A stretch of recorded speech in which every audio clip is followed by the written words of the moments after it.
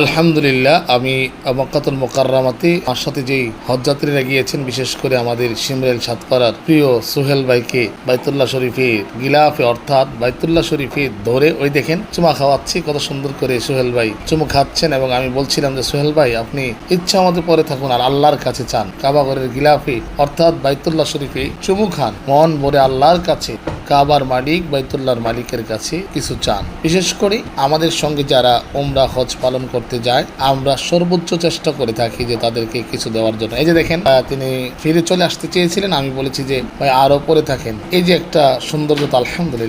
আলহামদুলিল্লাহ, আমি মক্কাতুল মুকাররমাতে আমার সাথে যেই হজযাত্রীরা গিয়েছেন, বিশেষ করে আমাদের সিমরেল সাতপাড়ার প্রিয় সোহেল ভাইকে বাইতুল্লাহ শরীফের গিলাফে অর্থাৎ বাইতুল্লাহ শরীফে ধরে ওই দেখেন চুমা খাওয়াচ্ছি। কত সুন্দর করে সোহেল ভাই চুমু খাচ্ছেন এবং আমি বলছিলাম যে সোহেল ভাই আপনি ইচ্ছা আমাদের পরে থাকুন আর আল্লাহর কাছে চান, কাবা ঘরের গিলাফে অর্থাৎ বাইতুল্লাহ শরীফে চুমু খান, মন ভরে আল্লাহর কাছে, কাবার মালিক বাইতুল্লাহর মালিকের কাছে কিছু চান। বিশেষ করে আমাদের সঙ্গে যারা উমরা হজ পালন করতে যায়, আমরা সর্বোচ্চ চেষ্টা করে থাকি যে তাদেরকে কিছু দেওয়ার জন্য। এই যে দেখেন তিনি ফিরে চলে আসতে চেয়েছিলেন, আমি বলেছি যে ভাই আরো পরে থাকেন। এই যে একটা সৌন্দর্যতা। আলহামদুলিল্লাহ।